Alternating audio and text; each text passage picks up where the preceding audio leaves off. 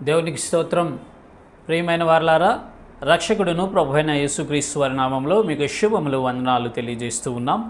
దేవుడు మిమ్మలను, మీ బిడ్డలను, మీ కుటుంబములను దీవించి ఆశీర్వదించునుగాక. ఆమెన్. God bless you.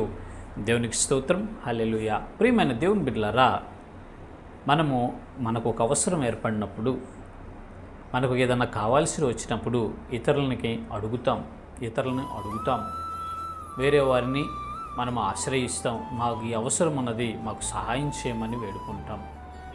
ప్రతి మనుషునికి ఏదో ఒక అవసరం ఉంటుందండి. ప్రతి మనిషి అడగాల్సింది ఎవరినైనా. ఈ లోకంలో కొన్ని అవసరాలు, ఈ కుటుంబము జీవితంలో కొన్ని అవసరాలు, వ్యక్తిగత జీవితంలో కొన్ని అవసరాలు ఉంటాయి. కాబట్టి ఖచ్చితంగా మనము అడగాలి, ఆధారపడాలి. అది ఓకే. అయితే మనము మొదటగా ఎవరిని అడగాలంటే దేవుణ్ణి అడగాలండి.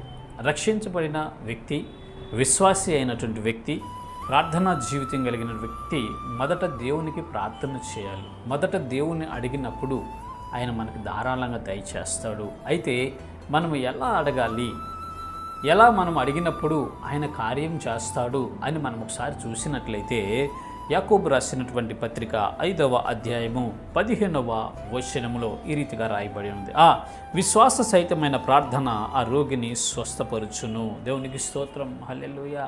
అనేక అవసరాల్లో మనం ఉంటూ ఉంటాం. కొన్ని వ్యాధి బాధలు మనకు కలుగుతూ ఉంటాయి. వ్యాధులలో మరణ పడకలోకి వెళ్ళిన వ్యాధులు కూడా ఉంటాయండి.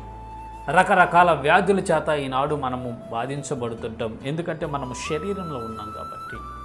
ఈ శరీరంలో మనం ఉన్నాం కనుక ఈ శరీరము మనల్ని బలహీనపరుస్తుంది కాబట్టి అనేక రకాల వ్యాధులు వస్తాయి. కాబట్టి మనము మొదట దేవునికి ప్రార్థన చేయాలి. ఎలా ప్రార్థన చేయాలంటే విశ్వాస సహితంగా ప్రార్థన చేయాలి. విశ్వాసముతో కూడినటువంటి ప్రార్థన చేయాలి. ఎస్పెషల్లీ సంఘములో దేవుడు ఒక కట్టుబాటు పెట్టాడండి. ఒక రూల్ని ఏర్పాటు చేశాడు.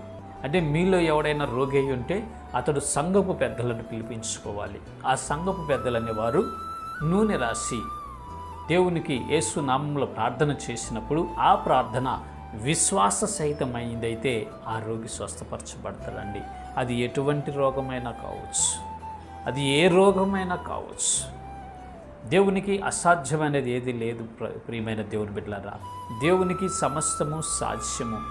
చనిపోయి 4 దినాలు సమాధి చేయబడినటువంటి లాజరును ఆయన ఒక్క మాటతో లేవనెత్తాడు. జీవమును కలిగినటువంటి వాడు దేవుడు. జీవం ఇచ్చువాడు ఆయనే జీవం.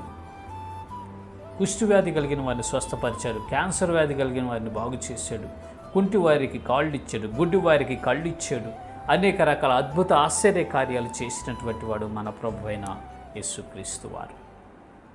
మనలో ఎవరైనా బలహీనులైతే, మనలో ఎవరైనా రోగులైతే, అది ఏ రోగమైనా కావచ్చు, సంఘపు పెద్దలను పిలిపించి ఆ సంఘపు పెద్దలు నూనె రాసి ప్రభువైన యేసు నామములో ప్రార్థన చేసినప్పుడు విశ్వాసము సహితమైన ప్రార్థన ఆ రోగిని స్వస్థపరిచిందంటండి.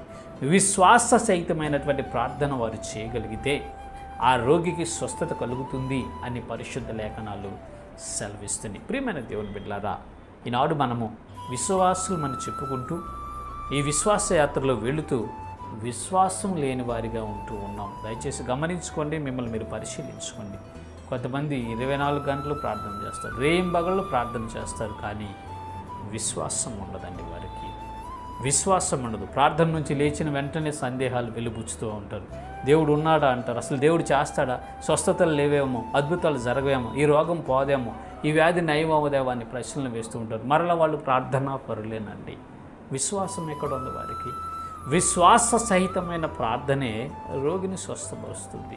విశ్వాస సహితమైనది ప్రార్థన ఏ కార్యమైనా చేస్తూ ఉంది అని పరిశుద్ధ లేఖనాలు సెలవిస్తున్నాయి. కాబట్టి ప్రియమైన దేవుని బిడ్డలారా, విశ్వాస సహితమైన ప్రార్థనలు చేయుటకు మిమ్మల్ని మీరు సిద్ధపరచుకోనండి. ఇప్పటి వరకు విశ్వాస సహితమైన ప్రార్థన మీరు చేయలేకపోతున్నారా? అల్ప విశ్వాసంలో పడిపోతూ ఉన్నారా? అయితే ఇది మొదలుకొని ఈ దినం నుంచి పరిపూర్ణమైనటువంటి విశ్వాసంతో ప్రార్థన చేయండి.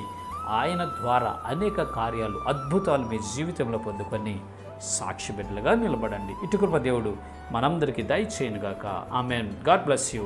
దేవునికి స్తోత్రం. హల్లెలూయా. Praise the lord.